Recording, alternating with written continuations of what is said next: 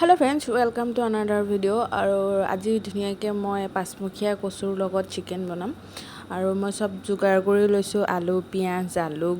আৰু কচু মছলাৰ পেকেট আজি পিছা মছলা ইমান ব্যৱহাৰ নকৰোঁ আৰু জালুকখিনি ভালকৈ মই খুন্দনাটোত প্ৰথমে খুন্দি ল'ম তাৰ পিছত তাৰ লগতে আদা নহৰু গোটেইখিনি দি পেলাই অলপমান ফেটালি ল'ম আৰু বেছি গুৰি নকৰোঁ আৰু এপিনে মাংসখিনি ভালকৈ ধুই ল'লোঁ তাতে কেঁচা মিঠাতেল অকণমান দি দিলোঁ তাৰপৰা হালধি দিছোঁ তাৰপিছত জিৰা পাউডাৰ আজি পেকেট মছলাহে ব্যৱহাৰ কৰিম কাৰণ পিচিবলৈ এলাহ লাগিছে আজি আৰু এইবিলাক কালাৰৰ ৰংগুৰি মানে ৰেড চিলি পাউডাৰ আৰু আদা নহৰু জালুকৰ পেষ্টখিনি দিলোঁ আৰু পিঁয়াজো দিলোঁ দি পেলাই গোটেইখিনি ভালকৈ সানি ল'ম যাতে ধুনীয়াকৈ মেৰিনেট হৈ যায় আৰু সেইখিনি মই অলপ সময়ৰ কাৰণে থৈ দিম মানে 10-15 মিনিটমানৰ কাৰণে ৰাখি থ'ম তাৰপিছত মই আজি জুইত বনাম আৰু গৰমো দি আছে কিন্তু জুইত বনালে খাই বহুত ভাল লাগে সেইকাৰণে মই জুইতে বনালোঁ আৰু প্ৰথমতে মই কচু কেটুকুৰি ধুনীয়াকৈ ধুই লৈছিলোঁ যে সেই কেটুকুৰি তেলতে ফ্ৰাই কৰি ল'ম যাতে ধুনীয়া এটা কালাৰ আহে নহ'লে বগা বগা হৈ থাকিলে আমাৰ ঘৰৰ মানুহে নাখায় সেইকাৰণে অলপমান ফ্ৰাই কৰি ল'লোঁ তাতে অকণমান হালধি দি দিলোঁ আৰু কচুখিনি ফ্ৰাই কৰা কচুখিনি হৈ গ'ল আৰু সেইখিনি তেলতে মই চিকেনখিনি বহাই দিলোঁ তাতে তেজপাত দুটাও দি দিলোঁ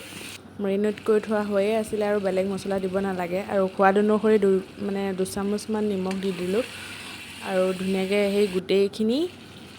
সানি কৰি বহাই ল'ম আৰু কচু কেটুকুৰি দি দিলোঁ ফ্ৰাই কৰি ৰখা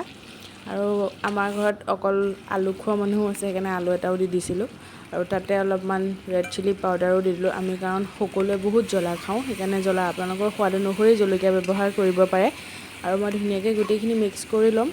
মিক্স কৰি মানে ফ্ৰাই কৰি ল'ম আৰু যেতিয়ালৈকে মানে মাংসৰ যিটো তেল থাকে সেইটো ওলাই নাহে আৰু ইয়াত চিকেন মছলা অকণমানো দি দিলোঁ দি পেলাই গোটেইখিনি চিকেন ভালকৈ ভাজিম এতিয়া অলপ সময়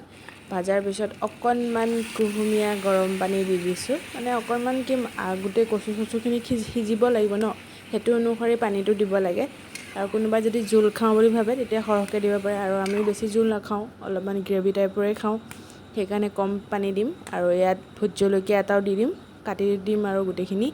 একলগ কৰি গোটেইখিনি কাটি পেলাই দি দিলোঁ আৰু সেইখিনি ভালকৈ অলপ সময় ভাজি হোৱাৰ অলপ পিছতেই পানীটো যিমানখিনি শুহি যাব সিমানখিনিয়ে ভাল আৰু লাষ্ট টাইম মই চেনি অকণমান দি দিছোঁ চেনিকণ দিলে মানে সোৱাদটো বহুত ধুনীয়া হয় আৰু মানে কালাৰটোও ধুনীয়া আহে